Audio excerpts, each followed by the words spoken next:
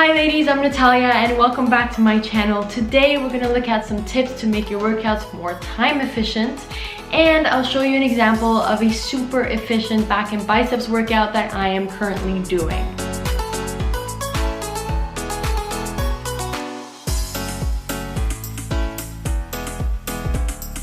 Do you remember when you first started weight training and it was hard enough to just get yourself into the habit of going to the gym and actually doing it regularly? You probably would have rolled your eyes at the thought of people trying to reduce their time at the gym and trying everything they can to actually spend less time there. But times change and here we are. I don't know about you, but recently I have been feeling very frustrated with the amount of time that I'm spending at the gym, especially because I've got so much work on my plate at the moment. At first, I thought that this was the only way to be fit, that I had to spend hours on hours at the gym. And yes, it is important to go to the gym regularly, but believe it or not, there are ways that you can realistically reduce your gym sessions to about 30 to 45 minutes and it still be just as efficient, or maybe even more. So today we're gonna look through some tips that I have now applied to my workouts, and I really wish I had known about this earlier. Also, I mean, why spend so much time at the gym when the weather is getting so much nicer and we all just want to be outside, right? It really is possible if you put your mind to it. Here's how.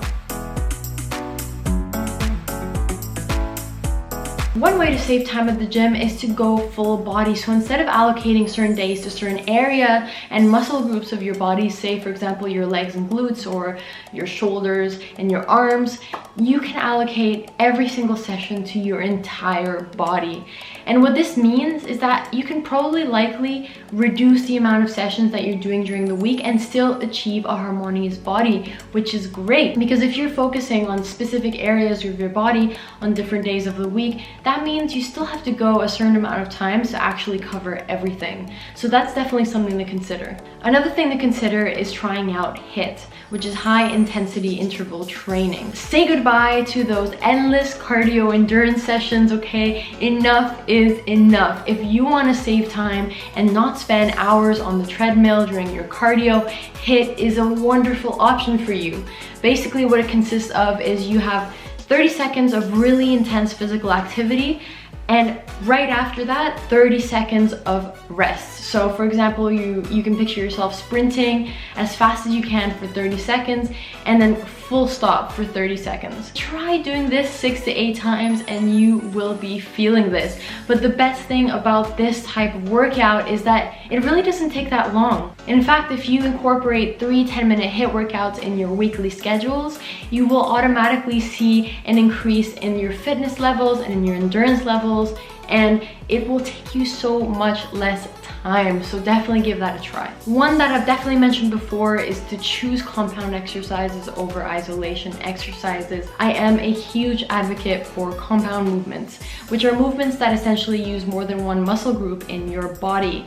And what that means is that for every second that you're doing a compound movement at the gym, you're essentially burning more calories, you're getting a better workout for the amount of time that you're there. So instead of doing 50 isolation exercises, which are exercises that focus only on one muscle group, you can just do way fewer compound exercises and actually come out with the same result or much better, because you improve some secondary muscles that maybe you wouldn't have worked out with your isolation exercises. So this is definitely one that I try to apply as much as possible. I highly recommend that you do it too. If you're really short on time and you really need to go into the gym, get as much as you can in a really short period of time and run back out, just get rid of isolation exercises altogether and focus just on compound movements. Another great tip that I use a lot are supersets and trisets. You don't want to miss out on supersets and trisets. Trust me. A superset basically consists in performing 2 exercises back to back with no rest time. So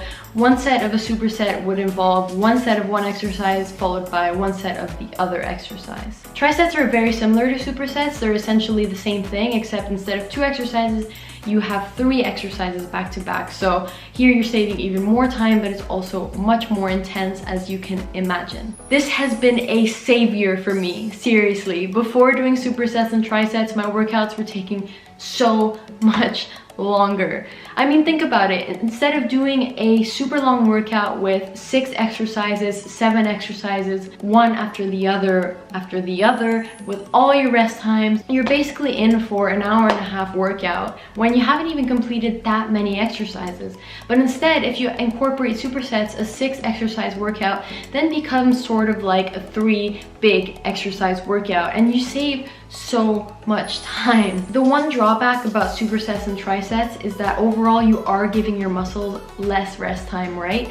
So this essentially means that you will have much less stamina and hence will probably see a decrease in muscle performance as compared to other workouts where you wouldn't have these in. So do keep this in mind. A bonus tip is to choose supersets and trisets that have equipment in the same area or even use the same equipment, so that basically you're not running around like crazy from one side of the gym to the other trying to finish your superset. Another super important tip is to train with someone. At the gym, having someone there with you means that between exercises, you can take down, set up material much quicker with someone else's help. And having them there is also super motivating. You're gonna wanna perform more, you're gonna add on an extra set, you're gonna have a spotter so you can try lifting heavy, and so every second that you're spending at the gym is going to count so much more. And finally, have the right equipment. Have you ever wasted so much time trying to get the damn gym collar to budge because they get so stiff and tough when, especially in old gyms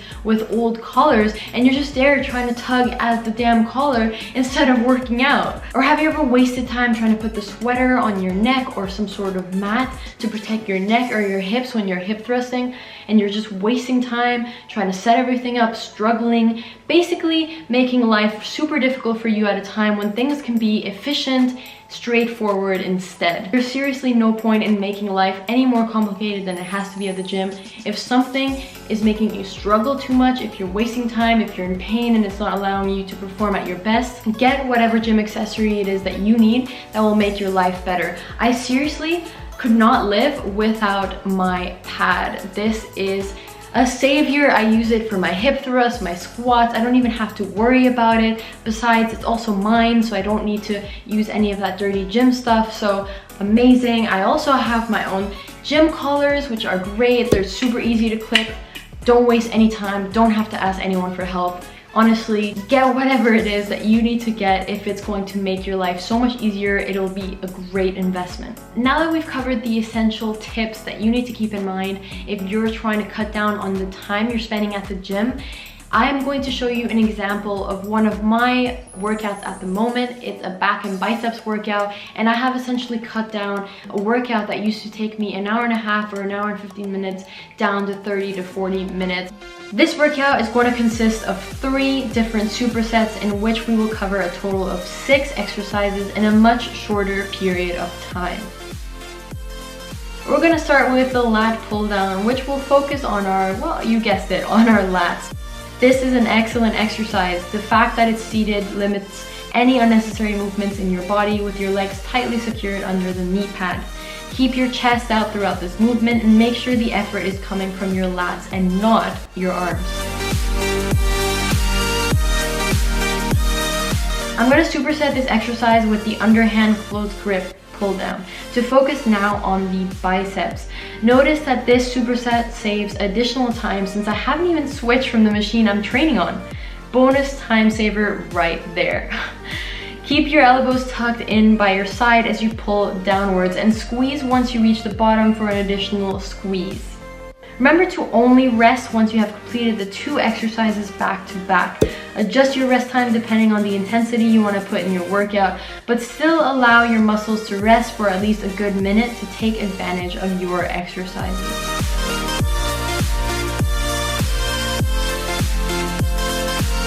Okay, this next superset involves the seated cable row.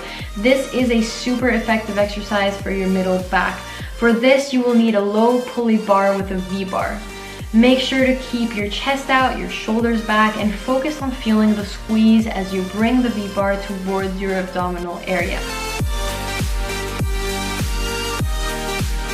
I'd say one thing to avoid here is to swing your torso back and forth. This could cause lower back injuries.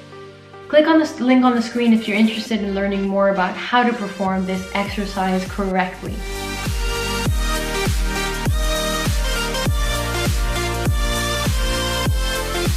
I'm supersetting this with the standing unilateral bicep curl. Again, I avoided having to run across the gym to my next exercise by having this standing exercise that I can perform right next to the seated cable row. Keep your elbows close to your torso and make sure to keep your upper arm stationary as you curl your arms. I like to do this unilaterally so I can really focus on each muscle and work on my left arm, which is slightly behind my right arm.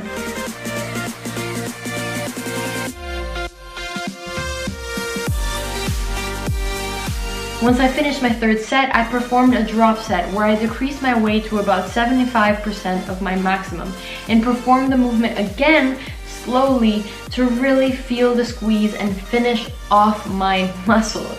This is to get the most of the exercise I just performed. I want to make every second count that I'm here at the gym.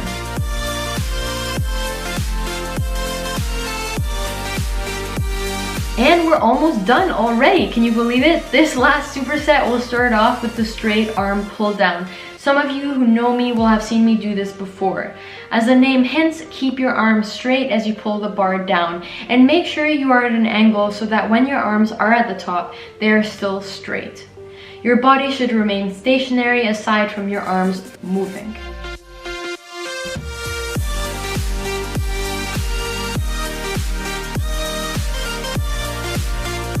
I'm going to strategically combine this with the bicep curl on the cable.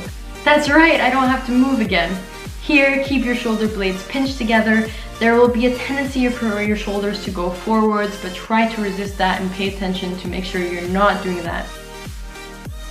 Your upper arms should remain stationary as you pull the bar towards you.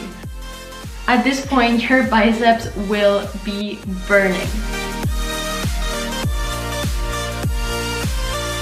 Finishing this swift workout off with the drop set again to really stretch and squeeze my lats and my biceps. I can definitely feel the burn and it finishes off my lats and biceps before I head out. And that's it.